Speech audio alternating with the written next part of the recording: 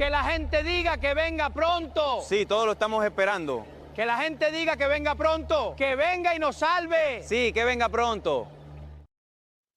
Hola a todos, bienvenidos a Verum Artis, actualidad militar y geopolítica. Hoy hablamos de Objetivo Cuba.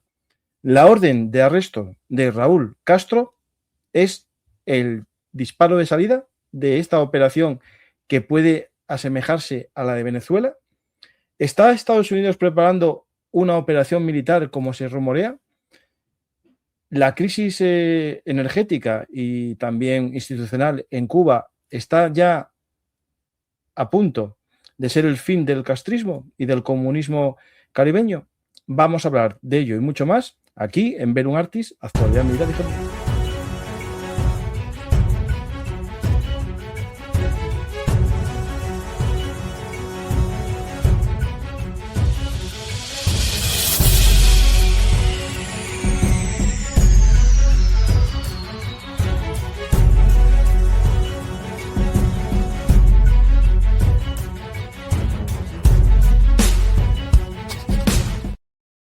Hola a todos, bienvenidos a Verum Artis. Hoy vamos a hablar del Caribe. Bromean aquí que si sobreviviré con 34 grados en Oviedo, pues la verdad que se parece bastante al clima caribeño. 34 grados y la humedad asturiana del 90%, imaginarlo. Pero vamos a hablar, por desgracia, de Cuba, en el que el calor se une a la falta de energía para encender las casas, incluso cocinar en los hogares cubanos. Para ello contamos con la ayuda de Juan Carlos y dentro de poco vendrá también Xavier para hablar de la situación en Cuba. Hola, Juan Carlos, ¿qué tal? Bueno, realmente estaba funcionando Juan Carlos hasta hace un minuto. Pues sigo yo mientras tanto. Vamos a hablar de algo que ya se estaba anunciando y se dispara todo con la noticia de hoy, de ayer, de esta orden de detención de Raúl Castro. ¿Por qué? Vamos a activar que es algo que se podía haber hecho antes. Sí, posiblemente sí, porque el delito que se le acusa no es de ahora, es de hace ya unos añitos, exactamente del año 1996. Os voy a mostrar un poco cuál es la causa del delito, ¿no? Tenemos aquí una avioneta, que fueron derribadas dos avionetas el mismo día, allí ya en el año 1996, contra una asociación o organización de estadounidenses y cubanos, o de doble nacionalidad, que buscaban, con su asociación Hermanos al Rescate, traer a familiares de exiliados y ayudar a los balseros para salir de Cuba. A veces estos aviones aterrizaban en zonas de Cuba, montaban los familiares y salían. Y un día el régimen castrista dio instrucción de derribarlos. Ya estamos hablando 30 años de este incidente. Y Raúl Castro tiene 94 años. Por lo tanto, poco le queda para que le detengan. Y vamos a ver qué sucede en este. Vamos a ver la noticia. Aquí tenemos este post en el que se recuerda su fallecimiento y fallecieron 4 personas ese día cuando estos dos aviones fueron derribados por un MiG-29 del gobierno cubano. Estoy contando lo de la asociación de los Hermanos al Rescate. Juan Carlos, sigo la muerte de 4 hombres, ciudadanos estadounidenses. Eran Mario de la Peña, de 24 años, Carlos Costa, de 29, Armando Alejandre, de 45 y Pablo Morales, de 29. Y tengo aquí, estaba mostrando un poco lo llamativo, ¿no?, de que haya sido hace 30 años el incidente y salga ahora el juicio. Yo tengo una prueba que me extraña que sea reciente, que no haya salido antes en los medios, que es esta grabación. La voy a poner, a ver si se escucha. Voy a un violado le pasen las aguas a la República. Yo aclaré que eso hay que descentralizarlo si queremos que eso jugara su papel y a 5 generales tener las facultades. Yo decía que traten de tumbarlo arriba del territorio. Pero ellos entraban en La Habana y se iban a la ciudad. claro que un puetazo de eso, había un avión, lo que le viene para abajo una bola de fuego y que va a caer arriba de la ciudad. Y bueno, túmbelo en el mar cuando se aparezca y no consulte los que tienen la facultad. Ese día yo estaba recorrido en el ejército occidental, precisamente estaba en una unidad cerca de Managua. Y ya esa mañana ellos estuvieron metiéndose en aguas nuestras, dio la guardia, etc. Y después sucedió lo que ustedes conocen. Ellos dicen que fue en agua internacional, nosotros que fue en agua nuestra. Ahora recientemente la Agencia Federal de Aviación Civil Americana le quitó la licencia a asuntos de cabecilla de los llamados hermanos al rescate. Bueno, aquí tenemos la prueba, una de las pruebas, ¿no?, que imputan, autoconfesión, ¿no?, de Raúl Castro, de que fue el que dio orden del derribo de estos dos aviones. Y claro, esto es el casus belli, ¿no?, podemos decir, Juan Carlos, como en el caso de Maduro, que poco antes de la operación se consideró organización terrorista a la previa organización criminal de narcotráfico, ¿no? Es decir, ya hay un cargo y ahora pueden decir que van a pasarlo, ¿no? Sí, buenas tardes a todos. Esto sucedió en febrero del año 96. Tiene bastante que ver con aquella crisis de los balseros y que ciertamente nos encontramos con el concepto de si es en territorio cubano o en aguas internacionales, cosa que sería distinto jurídicamente a la hora de echar abajo dos avionetas con el personal tripulante. En el ámbito internacional sería bastante más gravoso que haber incurrido en las aguas jurisdiccionales de Cuba. Cierto es que Raúl Castro Ruz, el general Raúl Castro Ruz, era entonces el ministro de Defensa y alguna otra cosa más en el régimen cubano. Cierto es que aún hoy en la televisión cubana han hablado de los hermanos al rescate como organización terrorista y que en última instancia lo único que hacían era un rescate internacional a la hora de acoger a todos estos que seguramente aquí en este canal la gente recordará el Indianápolis, aquella vicisitud acerca de la entrega de la bomba en Tinian, pero recordará también la escena de Tiburón, con Robert Shaw hablando de su experiencia como personaje en el viaje del Indianápolis. Aquí, en el Triángulo de las Bermudas, frente de los balseros, seguramente habría muchos riesgos naturales y desde Florida querían tratar de solventar para que no se perdiera ninguna vida. A fin de cuentas, esa era la misión de Hermanos al Rescate.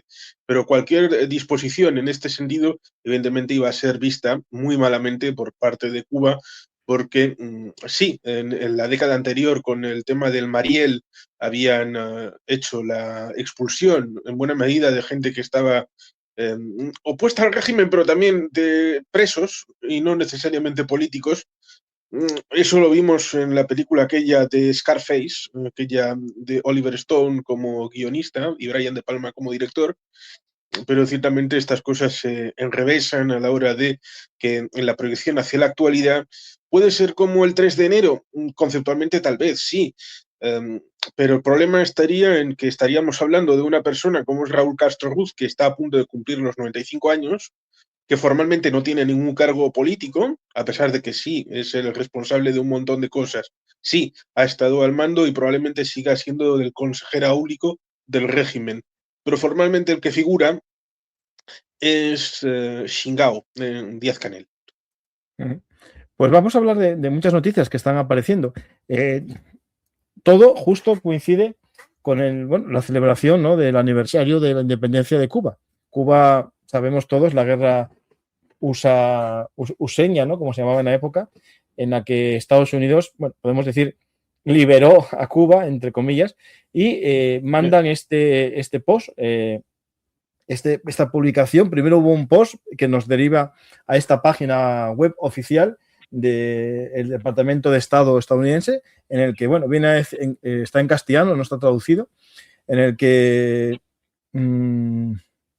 más o menos viene a decir que, bueno, que 100 años después de haber logrado la independencia tienen que lograr su libertad, ¿no? Y esto coincide con una publicación en vídeo de Marco Rubio, de 5 minutos, hablando en español, sobre lo mismo, ¿no? Sobre un poco que Cuba tiene que votar, ¿no? Por su libertad, ¿no?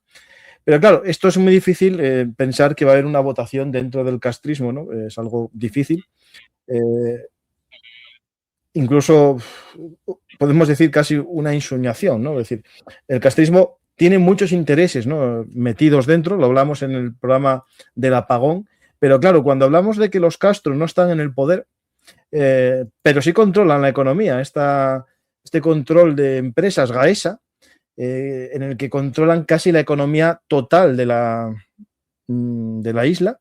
Tenemos desde lobbies de hoteles, sistemas también de empresas de supermercados, restaurantes, tiendas. Todo esto forma parte de Gaesa, que forma a su vez, o está controlado a su vez, por el Ministerio de Defensa, ¿no? Pues vamos a hablar un poco de Gaesa. Estábamos hablando de Gaesa y, bueno, es todo la economía, básicamente. Y todo esto está en manos de los Castro y, claro, no quieren dejar el business, ¿no? Yo creo que esto hay que entenderlo así. No solamente es dejar el poder, es dejar la riqueza.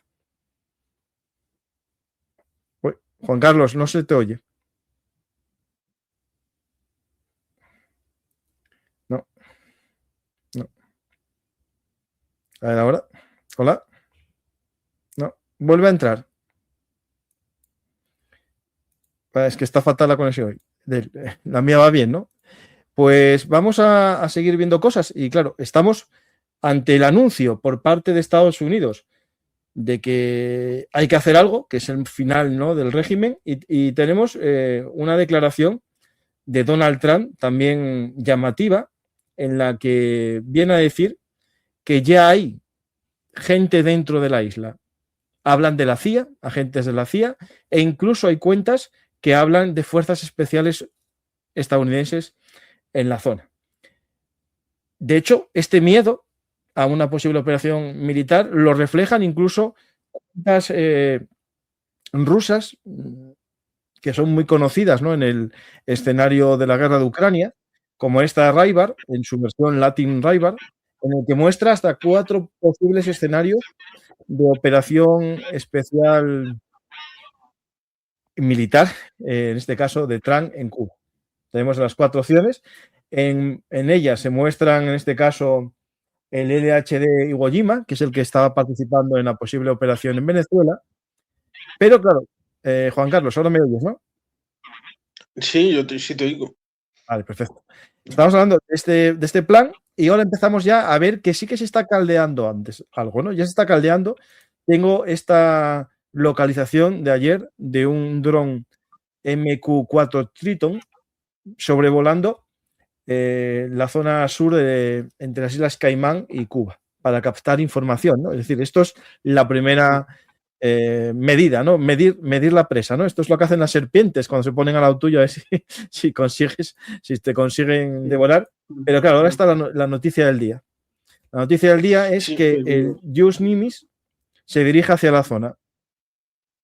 Es decir, esto ya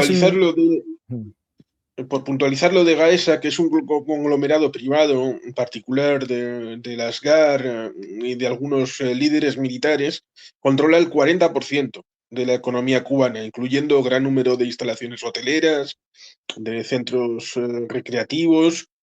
Incluso, siendo una dictadura, está fuera del radar de su propio Tribunal de Cuentas, es decir, inaccesible a cualquier tipo de verificación, incluso en un sistema dictatorial. Hasta ese punto es la opacidad.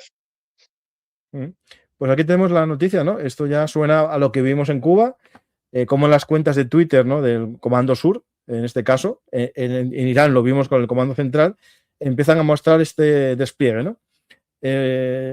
La idea es, van a aplicar fuerza, van a caer solo, porque claro, la diferencia, Juan Carlos, que con Venezuela no había grandes protestas del pueblo justo a la vez que Estados Unidos, digamos, presionaba, ¿no? Aquí sí, aquí estamos viendo que el apagón, que hicimos un programa en marzo, si te acuerdas bien con Xavier, que va a entrar más tarde, sí. Ya hicimos un programa y ahora, claro, empieza a haber lo mismo que en ese momento, De hecho, el apagón ya es casi generalizado, no tienen capacidad para generar energía. Hay ya protestas grandes, pero con, digamos, enfrentamientos con la policía, cosa que antes no lo había. Tengo aquí un vídeo.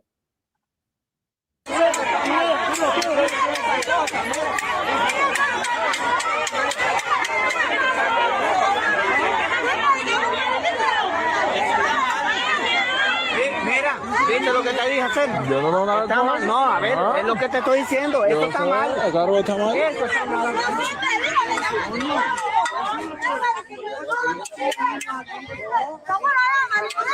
Tenemos las caceroladas y protestas que se van generalizando, ¿no, Juan Carlos? Sí, el miedo se va perdiendo, lo cual es interesante y ¿Miedo positivo. o desesperación? Sí, puede ser también, porque una cosa era tratar de que en el Oriente, siempre en el Oriente ha habido más dificultad en el tema de la electricidad, pero que esto también se genere en La Habana, incluso que haya protestas en el Vedado hace ya unas cuantas semanas. Esto ya es algo especial, ciertamente. Ya hace este año en algún momento hubo protestas de gente que le interpelaba al conductor de uno de los programas más vistos, que paseaba como periodista, como persona en la calle, y digamos que hubo personas que le interpelaban y era la voz del régimen, con lo cual esto ciertamente tiene su evolución. Seguramente si hubiera sido otro tiempo, la protesta que va a haber mañana contra Estados Unidos en el Malecón, en el edificio que otrora fue el de los intereses, la sección de intereses, y luego fue convertida en tiempos de Obama otra vez en embajada, sería algo multitudinario, pero si podemos decir algo acerca de eso, creo que mañana va a ser un estruendoso fracaso esa convocatoria. Aquí tengo la convocatoria, vamos a escuchar un segundito. Las organizaciones de masas, estudiantiles y movimientos juveniles convocan al pueblo de la capital a la histórica tribuna antiimperialista José Martí este viernes 22 de mayo a las 7:30 de la mañana para condenar el acto despreciable e infame. Pues tenemos la tribuna antiimperialista donde se convoca a la población para protestar por lo bien que funciona su país. Pues vamos a hablar de... Xavier, acabas de entrar, justo hablamos de la llegada del Nimitz, hablamos un poco de lo que dijo Trump, de que ya había agentes de la CIA y que ya puede haber fuerzas especiales incluso. Aquí sobre este tema, ¿qué podemos comentar, Xavier? Sobre la posibilidad... Vamos a ver, evidentemente que hay fuerzas especiales, claro que las hay y seguro que las hay desde hace meses de los Estados Unidos. En segundo lugar, parece que aquí hay un patrón similar al que se llevó a cabo con la extracción de Maduro el 3 de enero en Venezuela, ¿de acuerdo? La primera fase es que la justicia estadounidense establezca una orden de detención que además, en este caso, debo decir que está muy bien fundamentada y es muy sólida. Digamos que aquí sí han tenido bastante cuidado en elegir bien el caso concreto, aunque hay 50.000 razones por las que podrían procesar a Raúl Castro. Pero en este caso es un fallecimiento de ciudadanos estadounidenses en aguas internacionales. Sí, ¿no? sí. Claro, pero quiero decir, aquí digamos que el régimen cubano lo tiene mucho más complicado para, digamos, poder invocar argumentos de soberanía, ¿no? Esto por un lado. Por otro lado, que esto además lo comentaba con mi amigo Juan Carlos, que está hoy aquí, ¿no? Evidentemente, lo ideal sería, pero yo creo que esto ya es un primer paso y que va a haber más. Yo, por ejemplo, esta orden de procesamiento, estamos a jueves, yo ya la conocía el martes por la tarde. ¿Por qué? Porque me la pasó gente de Miami el martes por la tarde, ¿no? Evidentemente, en lo institucional me podrías decir por qué la envían contra Raúl Castro y no la envían contra Miguel Díaz-Canel, que es el presidente de la República. Vamos a ver, porque Cuba, a diferencia de la República Popular China, no es una dictadura de partido, aunque gobierne el Partido Comunista de Cuba como partido único. No, es una dictadura militar. que luego tiene un aparato de partido burocrático, pero a la hora de la verdad, y esto lo hablé en alguna otra ocasión, quien tiene no solo el poder militar, sino el poder económico real, a través de Gaesa, son las FARC. Si hablamos, ¿manda más Raúl Castro o Díaz-Canel? Bueno, yo creo que es obvio que tiene más poder real con la edad que tiene el círculo de Díaz-Canel. Perdón, el círculo de Raúl Castro, no el de Díaz-Canel. Por lo tanto, hay un primer paso que justificaría una intervención, ¿no? Daría, digamos que una cobertura legal. Y luego hay otra cuestión que creo que debemos diferenciar en los casos de Cuba y de Venezuela, ¿no? Digamos que aquí no se está hablando tanto, aunque todo se andará. Yo creo que esa es la primera de varias causas que van a abrir a dirigentes del régimen, ¿no? En principio no estamos hablando tanto de una causa como la que puede tener Maduro, sino una causa que afecta directamente a ciudadanos estadounidenses en aguas internacionales y que jurídicamente es muy fácil de sostener. Para mí es un primer paso y un primer paso a que haya una intervención. Yo sí creo que ahora la administración Trump acaba de dar luz verde a que pasen cosas. Juan Carlos, sobre el tema, ¿piensas igual que Xavier, igual que yo también? Bueno, ya lo comentamos en parte. Sí.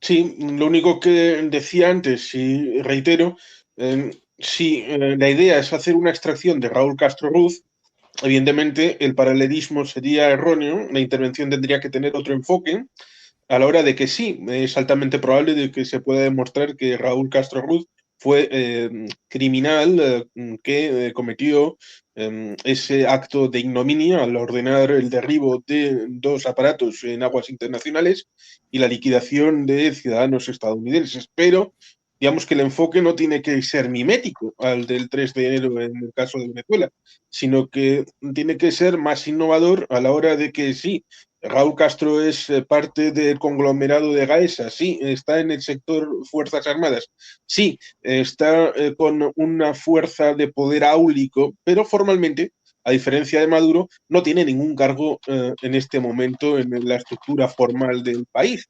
Por lo tanto, yo solicitaría, en caso de que hiciera una intervención, que sea ajustada a la propia realidad de Cuba.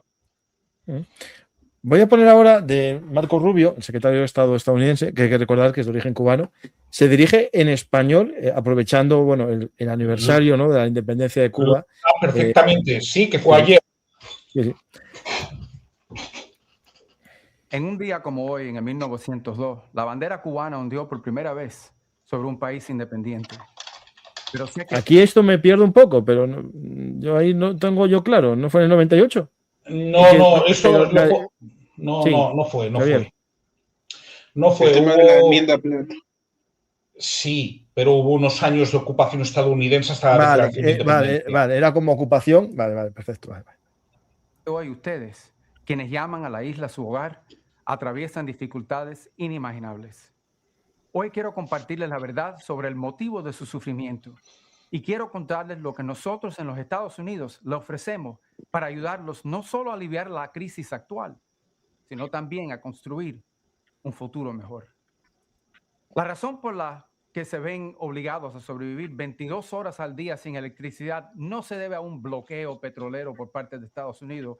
Como ustedes saben mejor que nadie, llevan años sufriendo de apagones. La verdadera razón por la que no tienen electricidad, combustible ni alimentos es porque quienes controlan su país han saqueado miles de millones de dólares, pero nada ha sido utilizado para ayudar al pueblo. Hace 30 años, Raúl Castro fundó una empresa llamada Gaesa. Esta empresa es... Bueno, de Gaesa hemos hablado. Ahora que Marco Rubio dice, no es el bloqueo, es que no tenéis dinero. Lo habíamos comentado Xavier y Juan Carlos en el programa que hicimos sobre el apagón ya en marzo, que había países que no le fiaban, ya nadie le da el petróleo gratis, como Venezuela, claro. Hombre, yo puedo contar que incluso personas y organizaciones del ámbito de la izquierda, muy a la izquierda europea, no han querido hacer negocios con Cuba porque no pagan. Pero quiero decir, hay un tema, no sé si lo habéis tocado, pero si puedes compartirlo, el reporte que ha hecho hoy Unión Eléctrica de Cuba. En X ¿Dónde está? En X, vale. Unión Eléctrica, que es el monopolio eléctrico de Cuba, pero quiero enseñar cuál es la afectación que reconoce el régimen para hoy 21 de mayo. Y esto que vas a ver es el pan de cada día. Luego lo podemos comentar. Es que cuando Marco Rubio habla de 22 horas, no exagera. Es que hay vamos a ver, para la mañana, ¿no? Estado actual, disponibilidad 1.335 megawatts, demanda 2.697. Es decir, solo cubren la mitad. Pero vayámonos a la noche. 1.335 megawatts, 3.250 megawatts de demanda. Y este no es el peor día, ¿eh? Yo he llegado a ver días en los que no se cubre la mitad de la demanda por la mañana. Y en los que solo se cubre no llega a un tercio por la noche. Es decir, pero creo que era gráfico mostrar que cuando hablamos de que Cuba tiene una situación límite, es que esto es, repito, la empresa pública del régimen. ¿De acuerdo?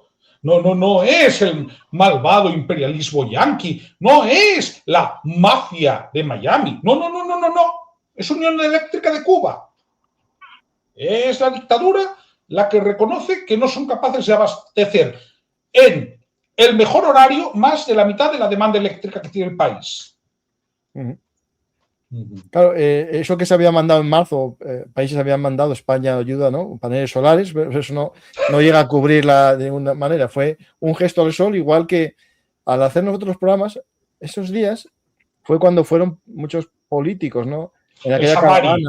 Fueron de safari. Sí, hacer fotos a los pobres, sí. Hacer fotos a los pobres. Fueron, sí. Sí, pero yo no estoy, y antes de que hable Juan Carlos, que no quiero monopolizar, yo hay algo que sí que me resulta indignante, lo he dicho muchas veces.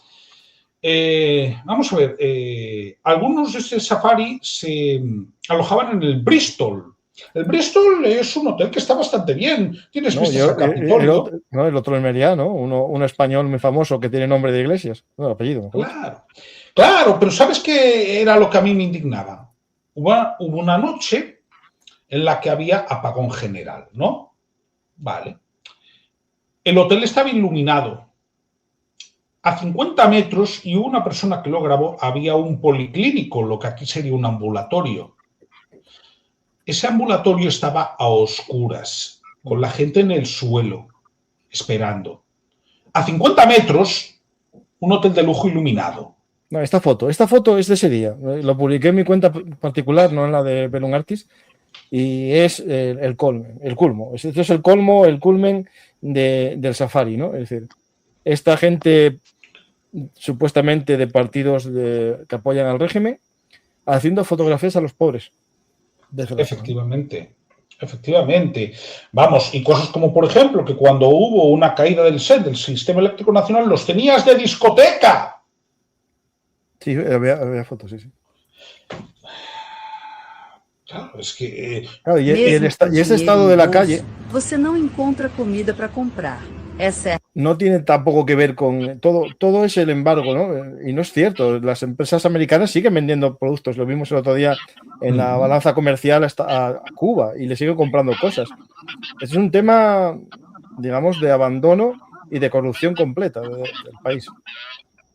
Sí, vamos a ver, es que es insostenible y es en cualquier caso un efecto de la ineficiencia del socialismo como sistema económico.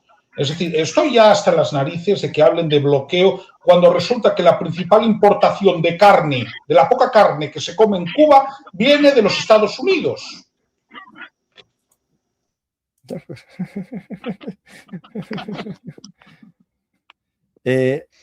Juan Carlos, sobre el tema, ¿vamos a comentar?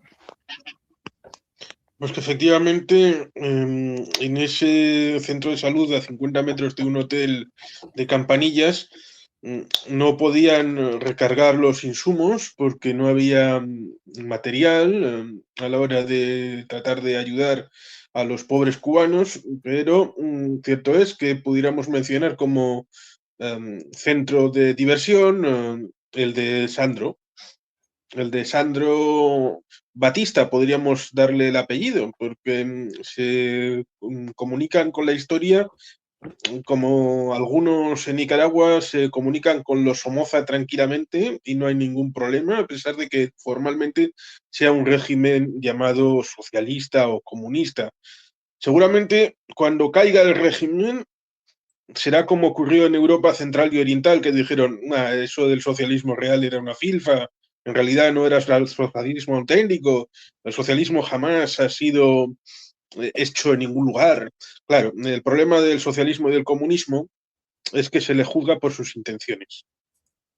Pues vamos a seguir con el discurso de Marco Rubio, que lo tenía y lo acabo de perder, no sé dónde lo tengo, pero espera, porque hablaba del sistema, de todo este sistema de empresas que ya vimos antes,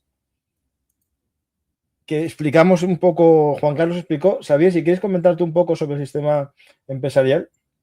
Sí, vamos a ver lo que sucede en Cuba, y esto explica que, por ejemplo, hasta China esté hasta las narices del régimen cubano, es que cuando yo digo el régimen cubano es una dictadura militar y no una dictadura de partido, es que por supuesto que el Partido Comunista de China controla la economía del país a grandes rasgos, es decir, cuando a alguien como Jack Ma se les vuelve levantisco, tienen manera de bajarle, digamos, o cortarle las alas, pero lo que sucede en Cuba es que directamente quien gestiona más del 40% del PIB, y me quedo corto, de forma directa, es el conglomerado empresarial Gaesa, ¿no? Que es un holding que tiene de todo. Por poner un ejemplo, el 55% de los hoteles que hay en Cuba los controla directamente Gaesa, a través de Gaviota, una de las empresas del grupo. Luego, están, digamos que diversificados en todo tipo de sectores, ¿no? Podríamos hablar de las cuentas que hay en Panamá de Gaesa, ¿no? A ver si se vinculan con alguna que hay en Dubái últimamente. Bueno, yo lo que te puedo decir es que en agosto el Nuevo Herald de Miami hizo un trabajo muy interesante de publicación y se demostró que hay, por ejemplo, cuentas en Panamá. Pero he hablado de lo que controla Gaesa directamente, que es, ya digo, no menos del 40% del PIB del país, que, por cierto, no puede ser auditado por la Contraloría General de la República. ¿De acuerdo? Esto es como si, por ejemplo, el Tribunal de Cuentas en España no pudiera auditar una administración pública. Vale. Resulta que la Contraloría General de la República no puede controlar, al final, una empresa pública que controla más del 40% del PIB. Ya para darnos una idea. Pero claro, hablamos de Gaesa, que está controlada por, efectivamente, sí, los papeles de Gaesa. También tengo que decir que los 2 últimos años no iban muy bollantes, Hombre, claro, si bajó el turismo y todo esto, claro. Claro, pero es que luego hay... Sí, los últimos contingentes más o menos grandes eran de rusos. Claro. Y tampoco está para viajar mucho ya tampoco. No. Y luego sucede otra cuestión. Hablamos de lo que controlan directamente, eso lo gestionan las FARC, las Fuerzas Armadas Revolucionarias, que se han convertido en una gerontocracia que practica el nepotismo, ¿de acuerdo? Por eso muchas veces hay familiares de los Castro. Sandro Castro al final es el familiar tonto, quiero decir, que es el exponente del descaro, ¿no?, de esta élite, pero realmente políticamente Sandro Castro no pinta nada, es decir, da el toque folclórico únicamente. Pero luego está, por ejemplo, el Cangrejo, que es hijo del que controlaba Gaesa, López Calleja, ¿de acuerdo? Está el Tuerto, ¿entiendes? Están ya personas que están mucho más vinculadas a la familia Castro, ¿de acuerdo? que sí tienen, digamos que, poder. Y esta es la parte importante. Y con la que Mira, tengo mira, un organigrama un poco para entender todo esto. Espera. Uy. El cangrejo es con el que se estaba negociando en el DF, en México. Correcto, sí, que es nieto de Raúl Castro.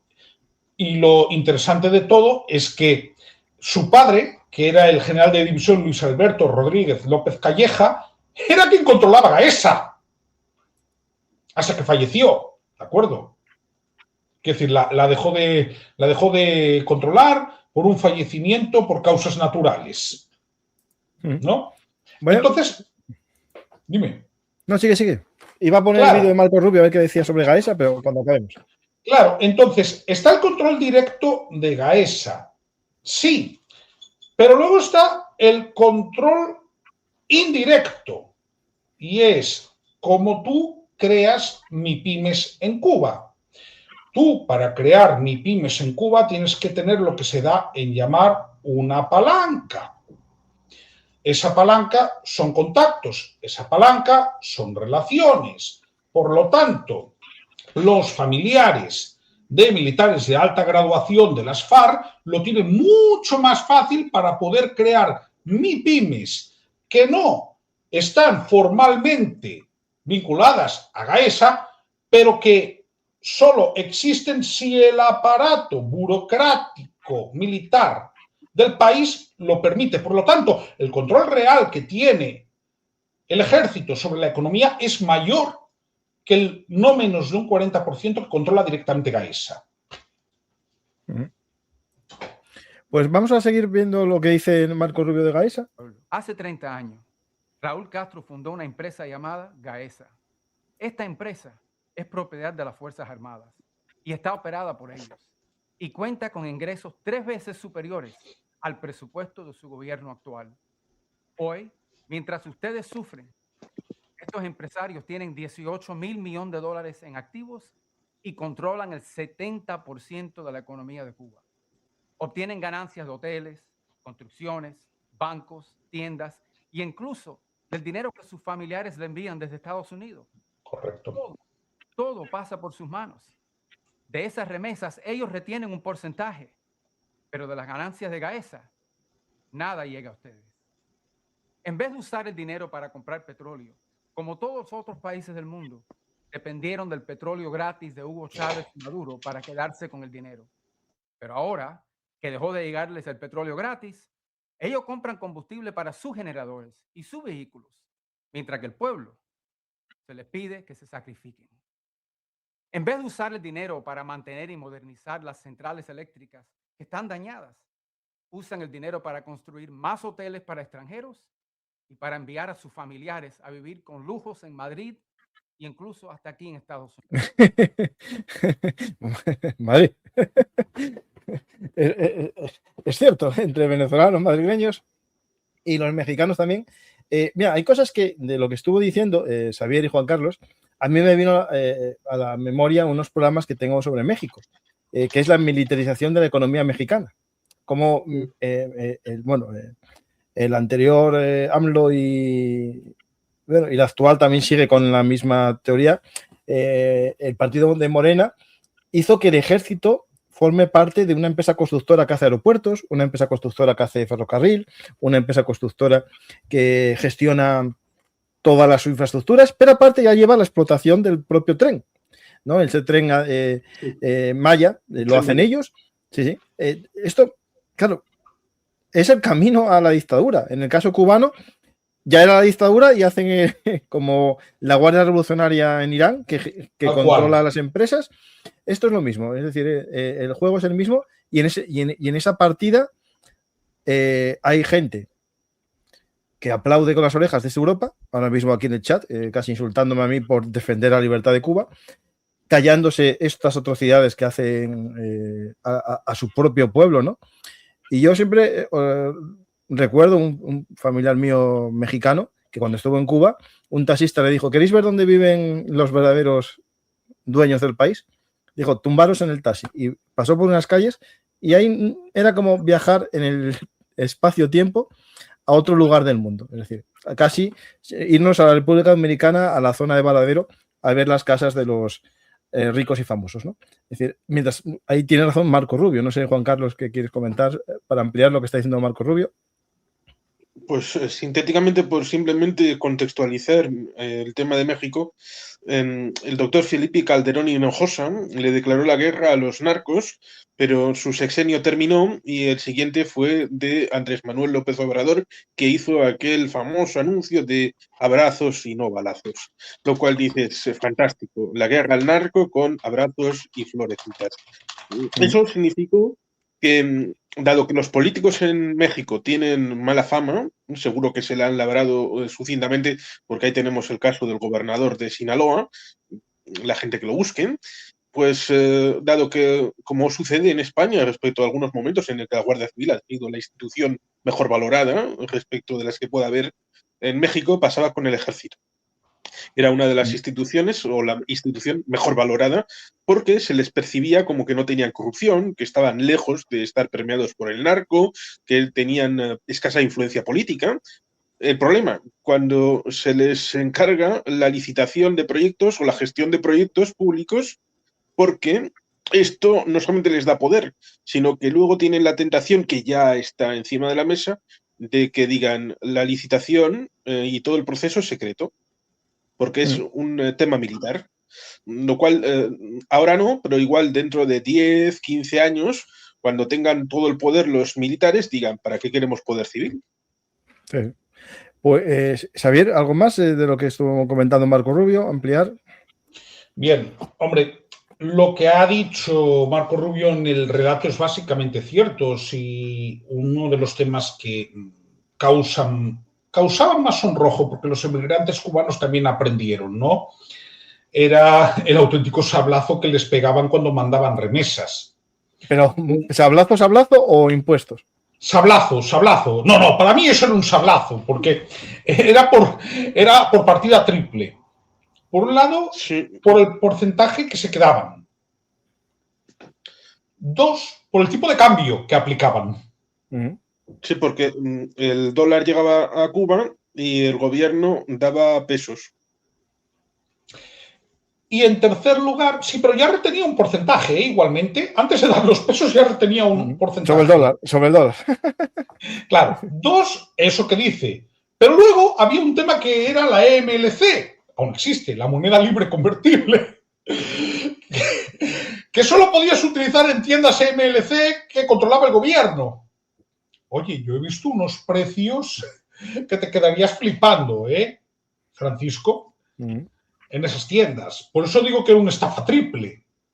No, a ver, el relato que hace Marco Rubio es básicamente cierto. Él dice el 70%.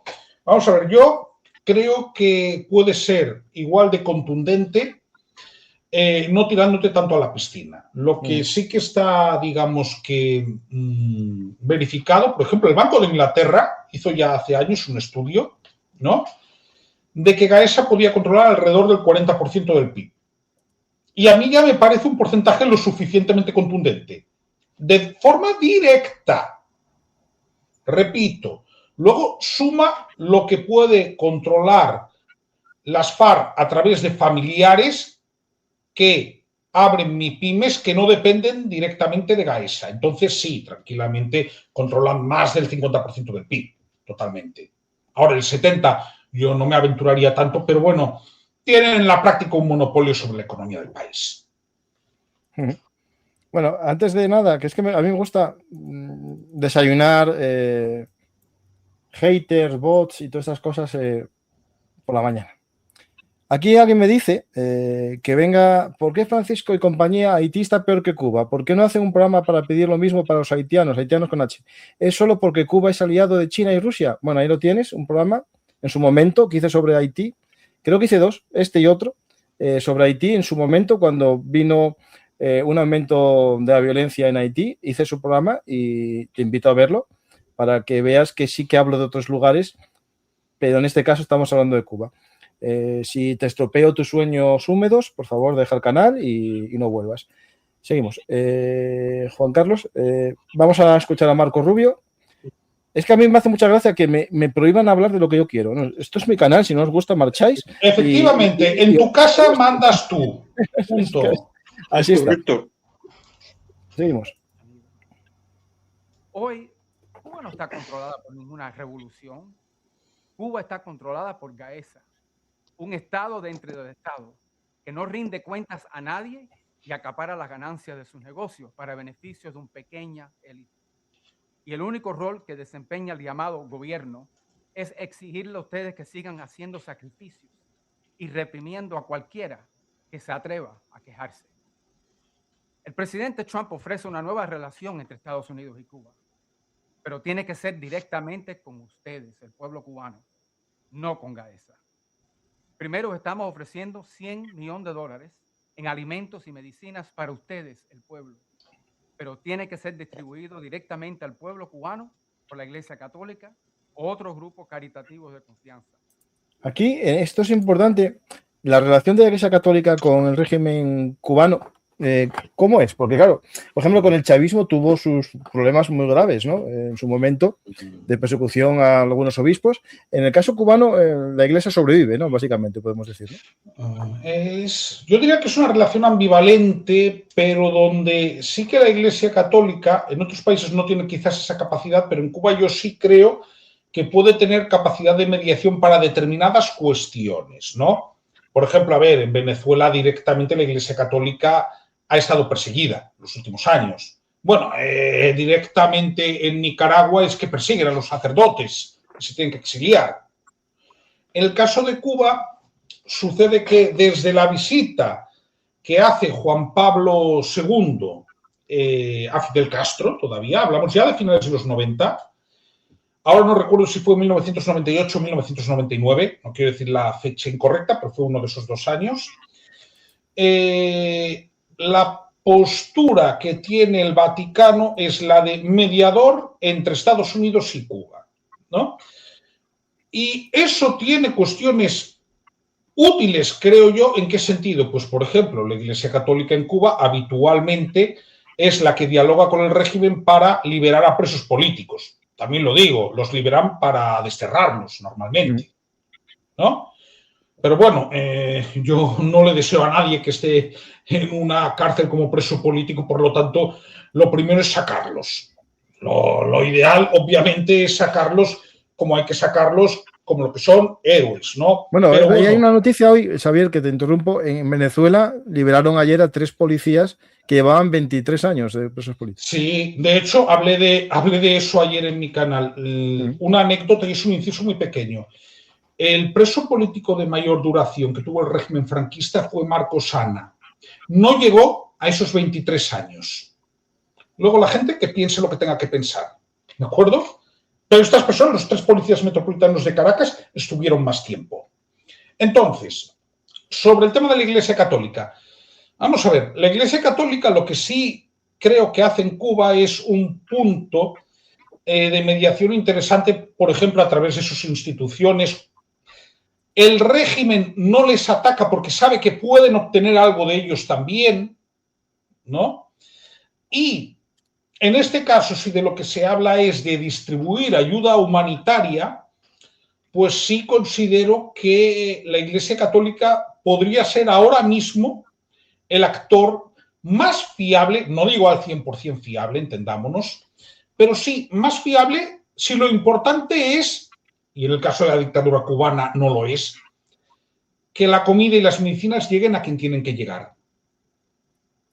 Entonces, es ambivalente por ese motivo, pero por esa ambivalencia sí creo que la estrategia de Marco Rubio de aludir a la Iglesia Católica como institución que gestionaría esa ayuda me parece la correcta. ¿Y Juan Carlos?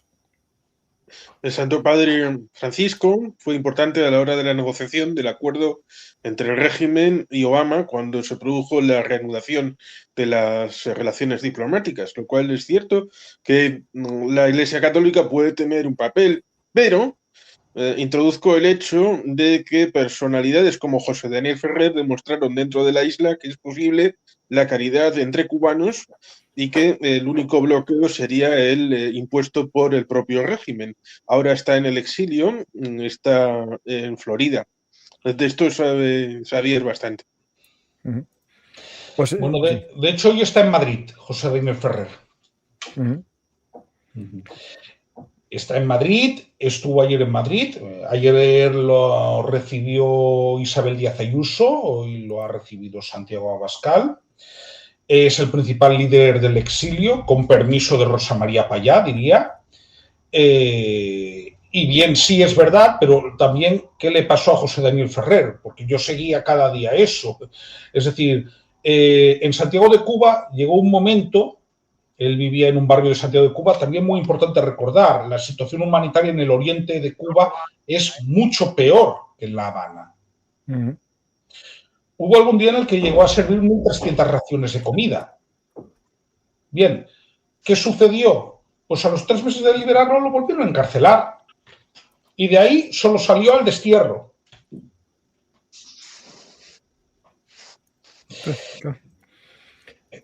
¿Qué pasa? Le rompe el reloj. Claro, pero a la Iglesia Católica, digamos que no los pueden, digamos que echar a todos y hacer un tema en plan Nicaragua, efectivamente José Daniel está ahí, porque si lo hicieran, ¿de acuerdo? Si lo hicieran, perderían una institución que de momento realiza un papel de mediación que también le resulta útil, de momento.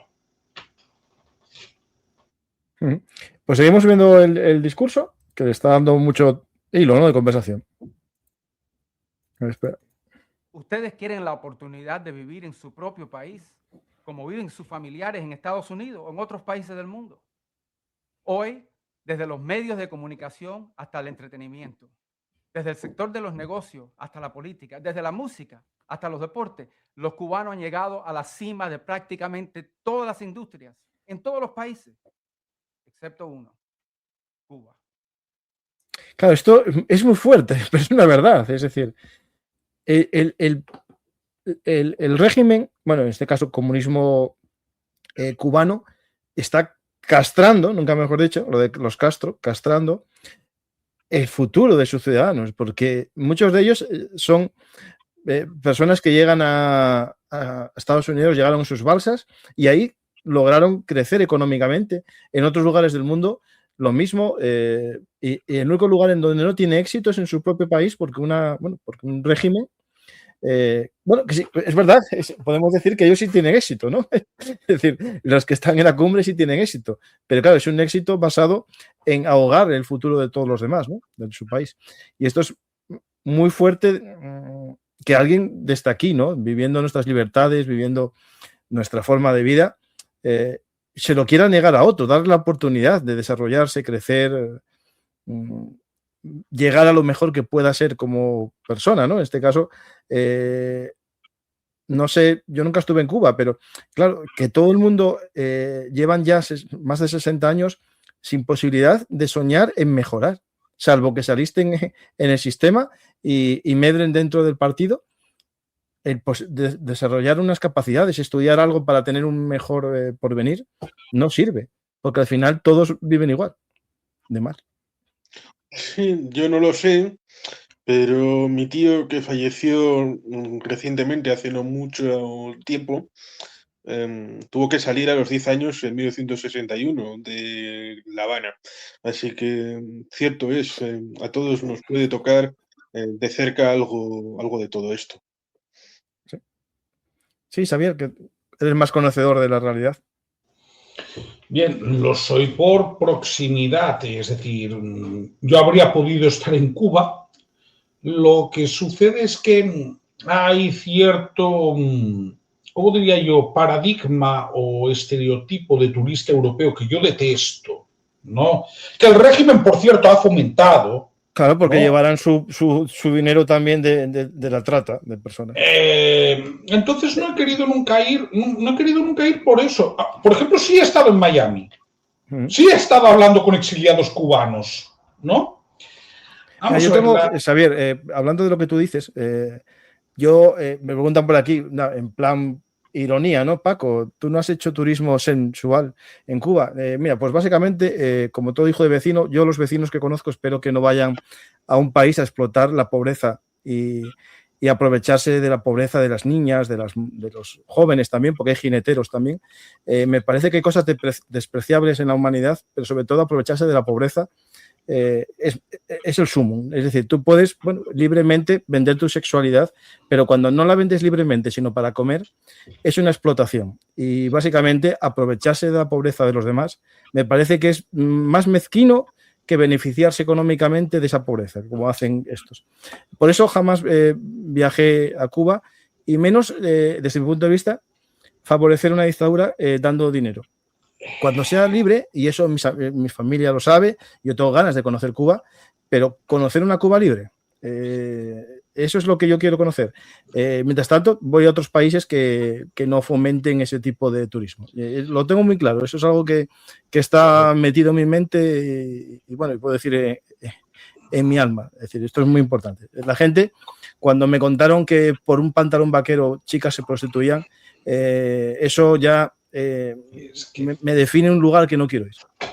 Es que yo, por ejemplo, esta decisión pues la tomaría hará 18 años ya, ¿no? Ojo, hay cuestiones en las que he sido todavía más crítico a lo largo del tiempo, ¿no? Porque hasta 2021 podía ver bien que se comerciara con Cuba.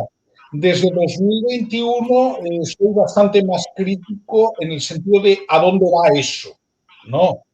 Sobre todo porque fui conociendo cómo funcionaban los hilos, el conglomerado GAESA y quién se lo quedaba. Pero sobre todo, la cuestión está en que la actual dictadura está fomentando simplemente el que una oligarquía mantenga el poder y nadie con capacidades pueda prosperar si no es bailándoles el agua. Claro, llega un punto en el que ni siquiera eso funciona. Ni siquiera eso funciona, porque Cuba lleva 36 años haciendo de mendigo de su entorno. Primero dependía de la Unión Soviética y a través del CAMI también recibían cosas. Luego, en el periodo especial, pues empezaron a depender, por un lado, del petróleo venezolano, por un lado de China. Luego, siempre lo digo, cuando les llega algún tanquero ruso, ¿no? Que ahora tampoco la cosa está tal, lo celebran como si fuera que Papá Noel. Digo, desde el régimen, ¿no? También le mendigan algo de petróleo a México. Pero es que Cuba, desde hace 36 años, hace de mendigo. El problema está en que cualquier persona que tenga un mínimo de perspectivas y que conozca algo lo que sucede fuera, y la mayoría de los cubanos tienen familiares emigrados o en el exilio, puede imaginarse que fuera se vive mejor. Ojo, no pretendo romantizar cómo funcionan los Estados Unidos. Es un país en el que yo personalmente no viviría. Es decir, España tiene muchísimos defectos, pero lo prefiero a Estados Unidos, ¿no? Pero con todos los defectos que tiene Estados Unidos, tiene muchísimas más posibilidades de prosperar individualmente y de que tu talento se vea reconocido que las que hay en Cuba, objetivamente. Y luego es lo que tú también comentas. Vamos a ver, cuando se tiene que llegar a cuestiones inimaginables simplemente para comer, es que algo no funciona. No, claro. Sí. Juan Carlos, sobre algo que comentar, porque sí, esto al final tiene que ver mucho. Dicen por aquí que todos los países abusan unos de otros, Europa abusa de África con las fábricas de ropa. Yo creo que ese que hizo el comentario, que me diga 5 países en los que las grandes multinacionales europeas hacen ropa en África. Yo salvo Argelia, Marruecos, creo que no hay mucho más, Egipto y poco más. Yo nunca vi nada en ninguna marca española de estas multinacionales ropa hecha en Congo o en Etiopía. Básicamente, ojalá en África llegase a haber industria, porque significaba que hay una cosa importante, que es seguridad jurídica y seguridad. Las multinacionales se van a Asia, no porque sean las más baratas es África, pero hay seguridad. Y en África, por desgracia, ninguna multinacional va a invertir en hacer una industria. Y eso es algo que tenéis que empezar a daros cuenta. Siempre estáis con el mismo discurso. Ojalá llegase en Europa a invertir en África, porque significaría que África sería un continente seguro. Y ese es el tema. Es decir, pero bueno, es lo que hay. Y para estas personas que hacen campismo, y no por tu apellido, sí, siguen aquí, no, pero es que están diciendo de dónde saca Europa el cacao. Vale, pues claro que me pregunte, vale, pues que me digan o que nos digan cuáles son los procedimientos que utiliza China en sus minas en África y cómo actúan los capataces de esas minas en comparación con cómo funcionan los capataces de las empresas europeas. En minas africanas, que lo pregunten. No, ahí estoy contigo, Xavier. Yo vi hace poco pegando culatazos con un Kalashnikov un chino a unos trabajadores de una mina porque no estaban trabajando bien. Y eso no me veo yo a una empresa canadiense de oro haciendo eso. No. Ya, pero bueno, es que, Xavier, viven siempre con el relato este. Sí, un relato antioccidental, antieuropeo, en el que tenemos que tratar de orillarnos con datos, con un relato propio, en el que debemos de apreciar y apreciar lo que tenemos como europeos y como occidentales, y que el imperialismo, la fase del imperialismo fue hace mucho tiempo para el ámbito europeo, y que son otros los que a través de PMCs o a través de otro tipo de contratos, empresas, etcétera, tienen sus zarpas sobre África y sobre otros lugares. Porque, por ejemplo, podríamos hablar de Ecuador cuando en la zona indígena, cosa que para una empresa estadounidense le habría sido vetado, el sacar petróleo, una empresa china sacó petróleo y les hizo una presa disfuncional como un elemento gracioso y que luego posteriormente empezaron a generar grietas. Cosa que evidentemente si hubiera sido una empresa estadounidense eso habría salido en portada, pero como era una empresa china, solamente se movilizaron unos cuantos indígenas. Los indígenas, pues en aquel caso no eran antiimperialistas, eran contra los hermanos chinos. Por tanto, aquí el relato debe de ser importante.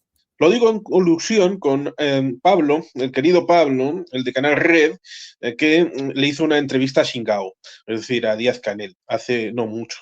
Y eso significó que viéramos a Cuba estilo museo de la revolución, y que eso, a fin de cuentas, es el único recuerdo que pueden tener, el único elemento icónico que pueden tener a la hora de ver a Cuba como eso, como una memoria de lo que les gustaba de la época de la Guerra Fría. Pero es que en Cuba viven cubanos, y los cubanos que viven en Cuba merecen lo mismo que lo que puede tener alguien en Madrid, en Sevilla, o en Miami, o en Orlando, o en cualquier otro lugar del mundo. Es decir, capacidad para desarrollar una vida plena y tener capacidad para ir hacia adelante en lo que puedan considerar oportuno para tener esa vida buena. El problema ahora es qué va a pasar, porque si el horizonte que tienen en mente Marco Rubio es un esquema como el que estamos viendo con Delsi, en el que ha habido que hacer una presión, y esto Xavier lo sabe porque lo está contando todos los días, una presión tremenda a la hora de tratar de escarcelar. Dicen que esta semana van a escarcelar a 300 cuando termine la semana. Ya veremos cuántos han salido, ya veremos cuándo termine la semana, pero sigue Delsi, sigue Jorge Rodríguez, sigue ahí Diosdado, sigue por ahí Vladimir Padrino López, aunque sea ministro de Agricultura. Por lo tanto, si ese es el horizonte para Cuba, háganselo mirar y presionen a Marco Rubio y la administración de Estados Unidos para que no establezcan un paso intermedio en el que el cangrejo sea el nuevo registrador de la propiedad. No. Lo que necesita Cuba es una democracia y que haya una transición ordenada hacia un régimen distinto. Y, por supuesto, ante todo, que salgan todos los presos políticos. Pues vamos a acabar el discurso de Marco Rubio y a partir de ahí vemos las preguntas del público y observaciones. Solo aquellos cercanos al élite de Gaesa o que forman parte de ella pueden tener negocios rentables. Pero el presidente Trump ofrece una nueva vía entre Estados Unidos y una nueva Cuba. Una nueva Cuba donde ustedes, los cubanos de a pie, no solo Gaesa, pueda ser dueño de una gasolinera o de una tienda de ropa o de un restaurante. Una nueva Cuba donde ustedes, no solo Gaesa, pueden abrir un banco o tener una constructora. Una nueva Cuba donde ustedes, y no solo el Partido Comunista de Cuba, pueda ser dueño de una estación de televisión o de un periódico. Una nueva Cuba donde pueda quejarse de un sistema que falla sin temor a ir a la cárcel o ser forzado a irse de su isla. Y una nueva Cuba donde tengan la oportunidad real de elegir a quienes gobiernan su país y votar para reemplazarlos si no están haciendo un buen trabajo. Esto no es imposible. Todo esto existe en las Bahamas, en la República Dominicana, en Jamaica y incluso a tan solo 90 millas en Florida. Si ser dueño de su propio negocio y tener el derecho al voto es posible alrededor de Cuba, ¿por qué no es posible para ustedes dentro de Cuba? En Estados Unidos estamos listos para abrir un nuevo capítulo en la relación entre nuestra gente y nuestros países. Y actualmente, lo único que se interpone en el camino hacia un mejor futuro son quienes controlan su país. Está claro el mensaje, ¿no? De una fase, ¿no?, democrática. Claro, pero la transición económica, lo habíamos hablado en el anterior programa sobre el apagón. Claro, es muy difícil, porque esto es un partir de cero. Gente, 3 generaciones casi de personas que vivieron en un sistema así. Alguien dirá, no, la perestroika pasó también en la URSS, en Polonia, pero yo creo que esto es peor todavía, ¿no? el impacto, ¿no? Porque en los demás lugares incluso llegó a haber, bueno, ciertas empresas privadas de alguna manera, ¿no? Pero aquí no funciona nada. No sé, Xavier. Bien, en primer lugar, ha hecho Marco Rubio en el final del discurso el comentario de que para montar empresas públicas tienes que estar en la órbita de Gaesa, ¿no? Que era un poco lo que comentaba hace un rato. Bien, evidentemente es que el problema de Cuba es más grave que el de Venezuela porque ya no es un problema únicamente de autoritarismo, es un problema moral. Esto lo he podido hablar con emigrantes cubanos, ¿no? El problema no es únicamente echar a estos descarados del poder. El problema es efectivamente que van 3 generaciones. Que quien haya podido recordar algo parecido a una democracia en Cuba tiene 80 años o más. Claro, tienes que reconstruir eso prácticamente desde cero. Y reconstruir eso desde cero va a ser un proceso, yo sé que traumático. Traumático porque va a generar contradicciones, va a generar agravios. Yo siempre lo digo, el caso venezolano, siendo muy difícil, tiene la ventaja de que gran parte de la población tiene la memoria de la democracia, ¿no? Y, por supuesto que el régimen fue evolucionando hacia una dictadura, pero fue, digamos, un proceso gradual. Aquí no. Aquí fue una dictadura que sustituyó a otra dictadura bananera, ¿no?, que se intentaba institucionalizar. Y claro, hay una ruptura. Sé que va a ser difícil. Esto probablemente va a requerir soluciones distintas a las que se han tomado en Venezuela, entre otras cosas por una razón. Yo no tengo problema en decir, por ejemplo, que para mí el líder opositor que más admiro es José Daniel Ferrer, ¿no? No tengo ningún problema en decirlo. Pero José Daniel Ferrer, ahora mismo, mal que me pese a mí, porque además considero que su organización, la UNPACU, es la que tiene más presencia dentro del país, más capilaridad, mejor dicho, ¿no? Porque quizás en La Habana hay otros grupos, pero bueno, la UNPACU está en casi todo el país, no genera el consenso que genera María Corina Machado. Entonces, claro, no es únicamente extraer a Raúl Castro, a Díaz-Canel y a los generalotes. No, es luego que tú tienes que poner de acuerdo a la oposición entre sí. Y eso es bastante más complicado. No hay el tema de unas elecciones que está claro que ganó la oposición y pudieron demostrar que las ganaron. Claro. No. Aquí tienes que reconstruirlo todo prácticamente de cero. Y probablemente Estados Unidos se va a tener que implicar más de lo que le apetece a Donald Trump. Claro, porque una vez que abran las compuertas, la anarquía va a ser completa. Pues, Juan Carlos, ¿algo que comentar sobre esto? No suena. No, Juan Carlos, no funciona. Bueno, mientras tanto voy a poner un vídeo, Xavier. Sal, Juan Carlos. Thing we've ever done, but I will tell you, to a lot of people, it's going to be one of the most important. They've been looking for this moment for 65 years. So we'll see what happens. But we're going to, in the meantime, we're going to have to help them out. They have no way of living. They have no food. They have no electricity. They have no energy at all. But they do have great people. There are a lot of great people. I mean, I have so many Cuban friends in Miami, mostly in Miami and Florida. And they're unbelievable people. They're unbelievable entrepreneurs. Bueno, aquí lo que está diciendo, ¿no? Que 65 años de este gobierno, que no hay comida, que no hay energía, que no hay nada, pero que hay gente muy grande, como sus amigos de Florida, que son grandes empresarios. Claro, yo creo que, aquí, el hecho de que él tenga el campo de golf en Florida y que tenga buena relación, incluso con el exilio cubano, tiene que ver con lo que pase, con la decisión que vaya a pasar. Aquí él sabe que va a tener el apoyo del Partido Republicano en Florida seguro, es decir, eso... Sí, lo que pasa es que fíjate, Florida, aunque en las midterms todo indica que se va a llevar un revolcón, ¿no? Florida es un estado que tiene relativamente seguro, ¿eh? Sí, no, ahí vota seguro, sí. Claro, pero aquí sucede una cuestión, es decir, tiene también que dar un golpe de efecto y un golpe de imagen, ¿no? Ser el presidente que logra que caiga la dictadura castrocomunista le garantiza el voto cubano, no solo en Florida, Estoy pensando también en Nueva Jersey, estoy pensando también en California, estoy pensando en determinados distritos, es decir, no es únicamente lo de Miami.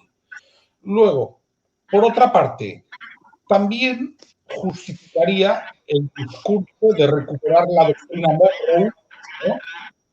De que este es nuestro hemisferio, ¿qué le está diciendo? De todas maneras, este tipo de declaraciones que te hace Donald cuando está dentro del avión o cuando está en la escalinata del avión, que bueno, sabemos que eso le gusta mucho, ¿no? Sí. Hay que hacerles el caso justo y necesario. Bueno, hay que hacerle el caso justo y necesario a todo lo que dice Trump, ¿no? Ya, pero el problema es que a veces lo cumple. Sí, vamos a ver. Algo va a pasar en Cuba. Eso sí lo podemos decir. Si no, no habrían dado el paso de encausar a Raúl Castro. Sí, ahora ya puedes hablar, Juan Carlos. Mira, a ver. Bien, pues vamos a ver si es posible. Sí. Si me oís, pues bien. Sí. Pues evidentemente es altamente probable que esto vaya a salir adelante, algo vaya a salir en Cuba por el tema del Estrecho de Hormuz, y como se ha tratado en otros programas, pues no vamos a profundizar en eso. La situación es complicada porque, como sucedió en la Unión Soviética, hay que reconstruir partidos políticos, sindicatos, la economía, todo prácticamente desde cero. Y es cierto que en parte hay una generación que ha tenido algún tipo de educación, lo cual hará que pueda ser fácil relativamente que algunas capas de la población puedan entrar en algún tipo de economía de algún que otro valor añadido.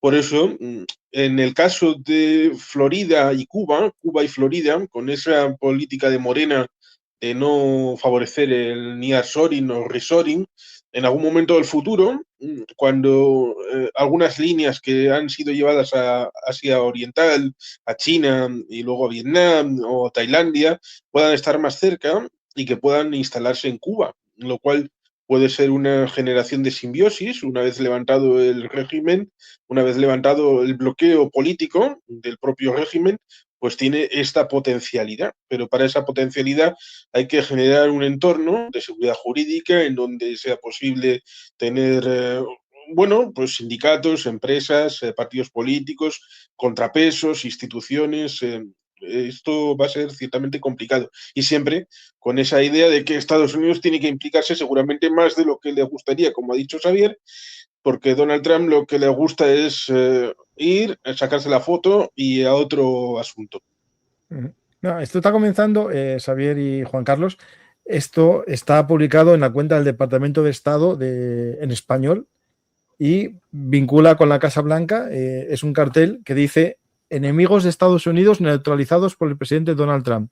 Maduro, arrestado. Jamenei, muerto. Abu Bilal al-Minuki, muerto. Y Raúl Castro, imputado, ¿no? Esto es el comienzo, ¿no? Había el calendario ¿no? De los meses también. Es el comienzo. Es decir, los que estamos viendo la geopolítica de Trump, esto es el comienzo. Lo vimos en todos esto. Sí. Sí, esto no, ya claramente, además, hay una cosa, Francisco. Yo creo que a ninguno de nosotros nos sorprendió la extracción de Maduro, porque digamos que se fue escalonando la estrategia desde finales de agosto.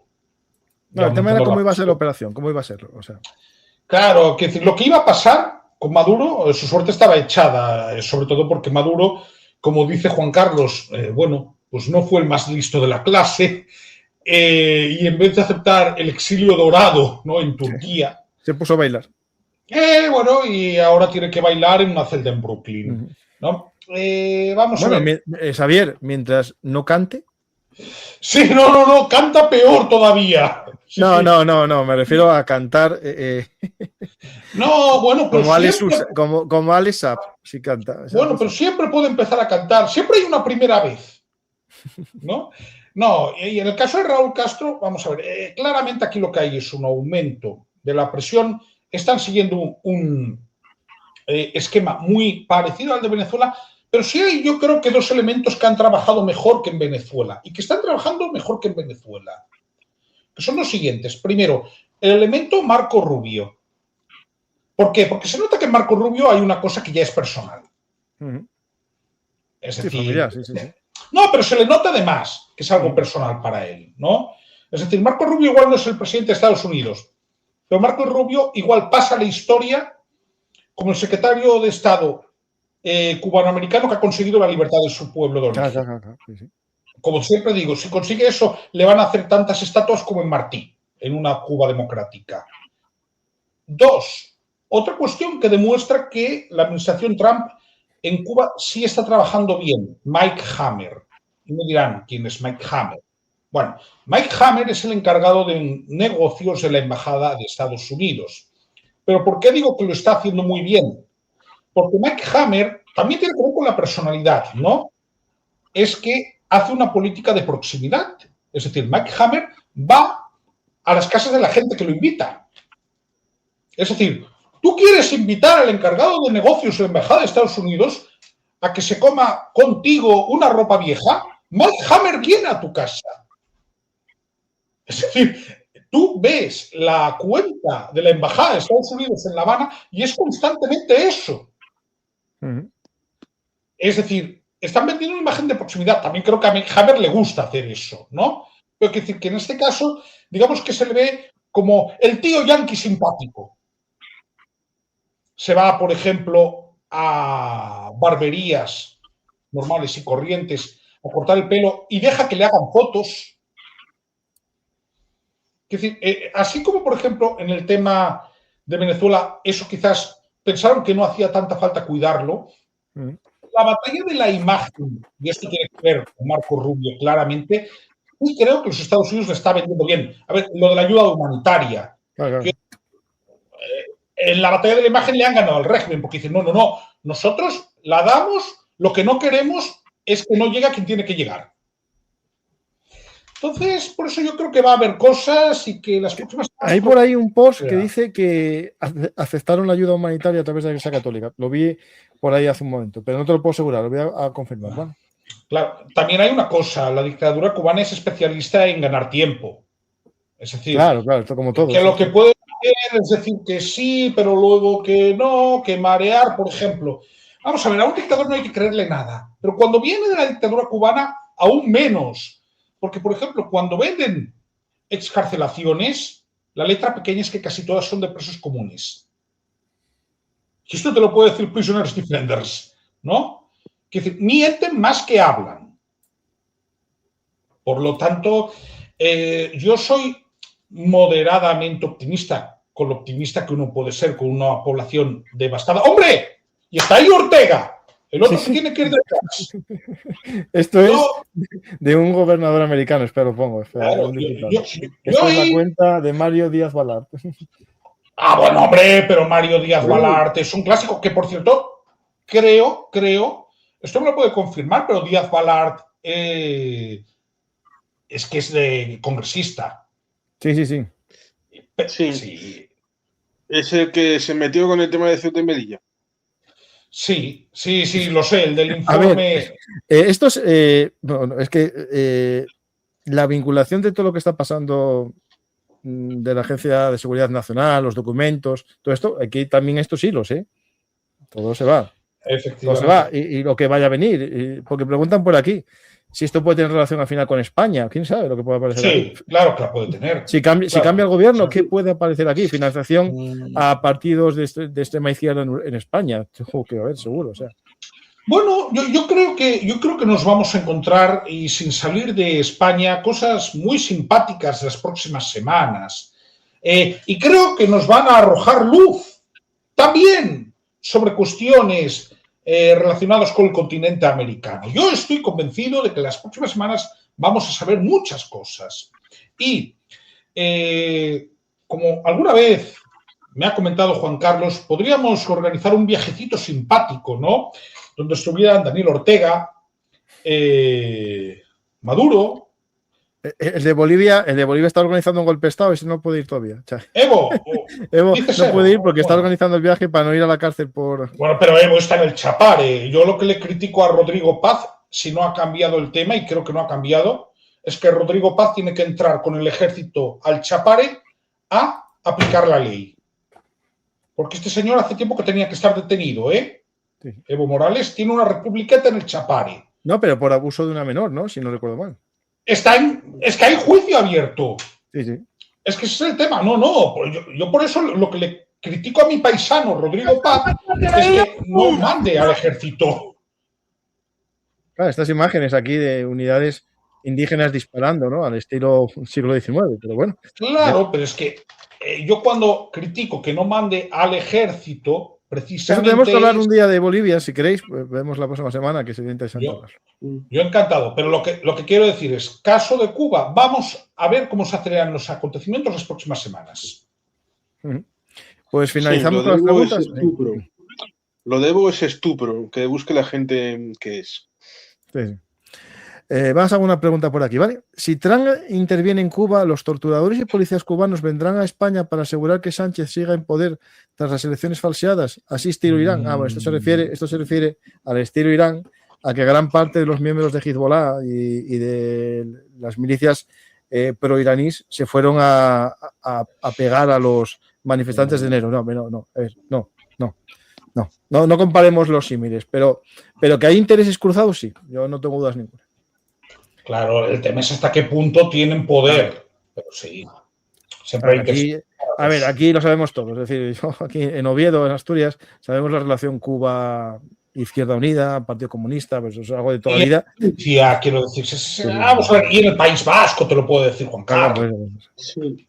Recientemente, un eurodiputado de algún partido cuyo nombre prefiero no mencionar, Fernando Barrena, eurodiputado, defendiendo el tema del bloqueo en Cuba, en el Parlamento Europeo. Dice, es el mismo rollo de toda la vida. Otra vez. Pero, ¿cómo ha sido tan fácil hacer Cuba y no lo han hecho nadie hace 40 años? Bueno, yo creo que no quisieron los americanos.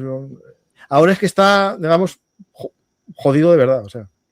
Porque yo creo que en los últimos años y con la caída de Venezuela la situación ya es que no es insostenible para Cuba. Vamos a ver, la explosión del 11 de julio de 2021, que se van a cumplir 5 años, ya fue un toque de atención serio de cuál era la situación. Vamos a ver, Cuba, la sensación que tiene cualquier emigrante cubano es que ha ido a peor, pero ha ido a peor de forma progresiva, ¿no? Esto incluso me lo contaba alguna persona que no lleva mucho en España. Me decía, hasta 2020-2021 las cosas iban mal, pero claro, a partir de 2021 el problema ya pasa a ser de hambre. Es que hablamos de que hay gente que pasa hambre, ¿no? Es decir, en Cuba, hasta el periodo especial, por supuesto que había escasez, pero vamos a ver si aún, mira, sin ir más lejos, Francisco, hará cosa de una semana o dos estaba hablando yo de cuáles son las raciones de comida en las prisiones de Cuba, ¿de acuerdo?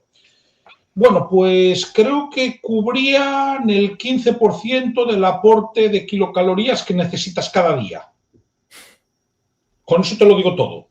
Un varón adulto de 70 kilos. Sí, hasta el punto de que hubo un caso de fallecimiento por inanición y que No hace supuso el inicio de una revuelta carcelaria. Sí, hablamos del penal de Canaleta en Ciego de Ávila. Bueno, aquí es una pregunta interesante. ¿En un futuro se puede juzgar a Trump por lo de las lanchas en aguas internacionales? Es lo mismo que el caso de las avionetas.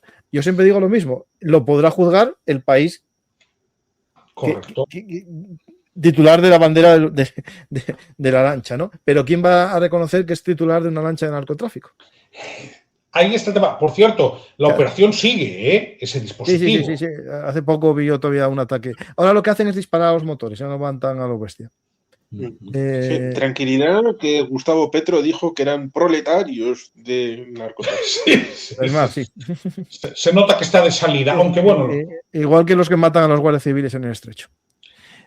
¿Podría hacer la conexión histórica de España con Cuba y su guerra con Estados Unidos en sus inicios? Bueno, aquí os invito al canal Bellum Artis Historia Militar, que es el verdadero canal que creé. Esta es una extensión.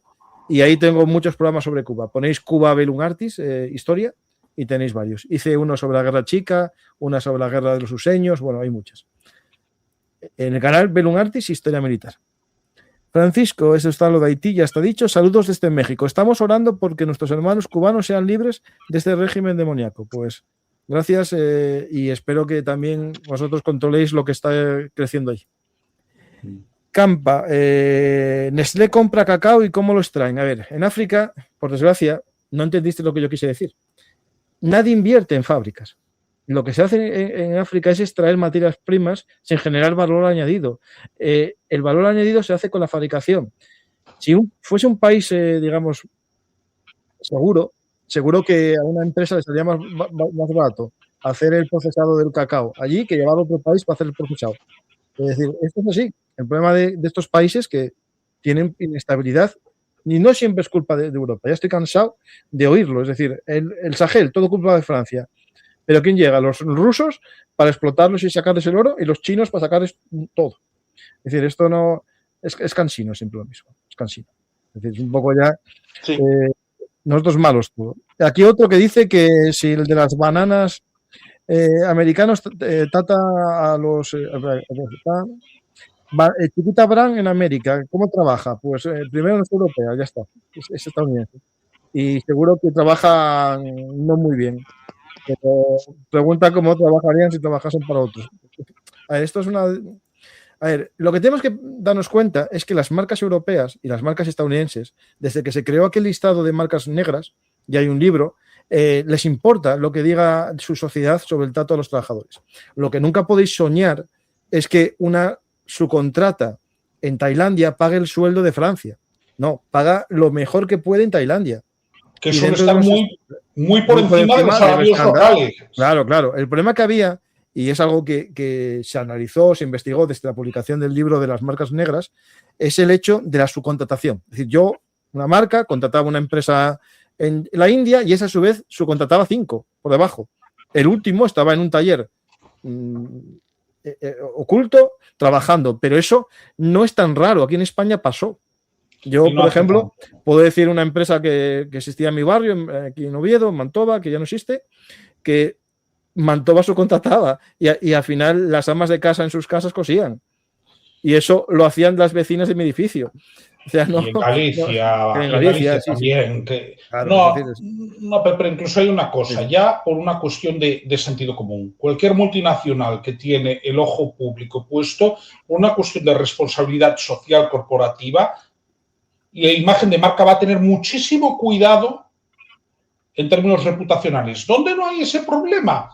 Bueno, en empresas que dependan directamente de dictaduras. Sí, sí, sí, sí, sí, sí. Pues finalizamos, porque tengo que marchar, tengo que hacer una cosa ahora familiar. Juan Carlos, si quieres decir algo como despedida.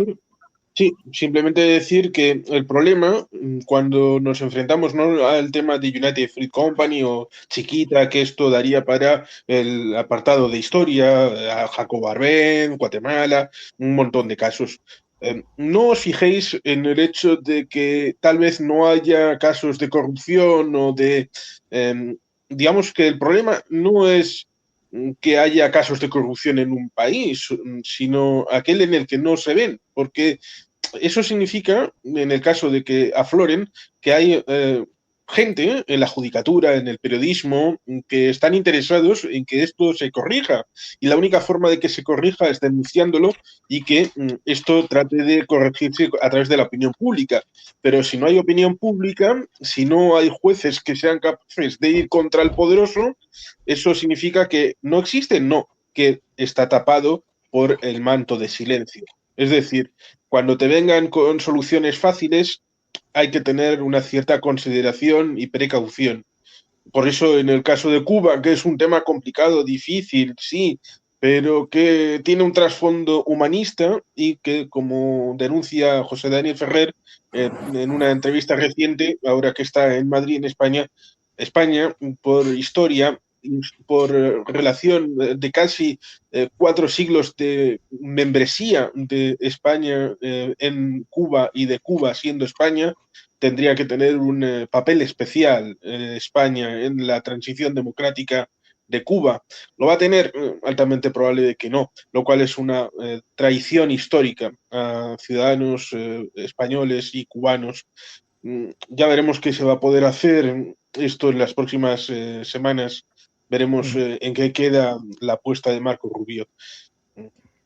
Pues para finalizar, Xavier, voy a poner el vídeo, ya es oficial. ¿No se oye?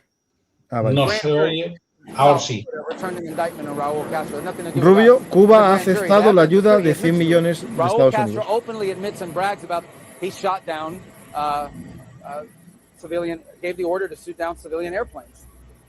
Bueno, esto ya es la parte de Raúl Castro, pero bueno, ya es oficial que aceptan la ayuda. ¿Esto puede ser ya bajar la cabeza? Claro. Quiero ver yo la letra pequeña, quiero ver yo cómo se gestiona, pero bueno, si esto sirve para poder paliar por unas semanas, porque va a ser solo por unas semanas, las necesidades límite que tienen de desnutrición y de salud cientos de miles de cubanos, bienvenido. Pues finalizamos. Muchas gracias a los dos, Xavier y Juan Carlos. Volveremos a hablar del Caribe, América, que hay muchas cosas interesantes que contar. Y os dejo, porque tengo que salir corriendo. Gracias a los dos, gracias a todos vosotros. Reflexión importante, lo que dijo Juan Carlos. Corrupción hay en todos los lugares, pero solo en las democracias la corrupción sale cuando los jueces por la división de poderes pueden enfrentarse a los corruptos. Nada de lawfare, es lucha contra la corrupción. Y en España estamos asistiendo por primera vez a una imputación a un presidente del gobierno por posible corrupción. Vamos a ver si es presunta o no, lo veremos en los tribunales, pero mucho de lo que estamos hablando se vincula, se conecta. Aquí hice un programa sobre Conexión Venezuela, que invito a verlo, para ver los vínculos del caso Plus Ultra con ADESAP y con PDVSA y con todo el sistema cubano de la autocracia S.A. Pues os invito a ver el programa y nos vemos otro día más aquí en Bellum Artis, Actualidad Militar y Geopolítica. Si os gusta el canal y que seamos siendo libres, defendiendo la verdad y criticando a quien hay que criticar, en este caso al régimen cubano. Pero no me olvido Donald Trump, que hoy Donald Trump se vino arriba y dice que a lo mejor vuelve a ser candidato en el 2028 porque va a vivir hasta el 2032 y por lo tanto cuidadín, que se puede alargar el tema. Pues muchas gracias y nos vemos otro día más aquí en Bellum Artis, Actualidad Militar y Geopolítica. Dar a me gusta, dejar un comentario, compartir y suscribiros.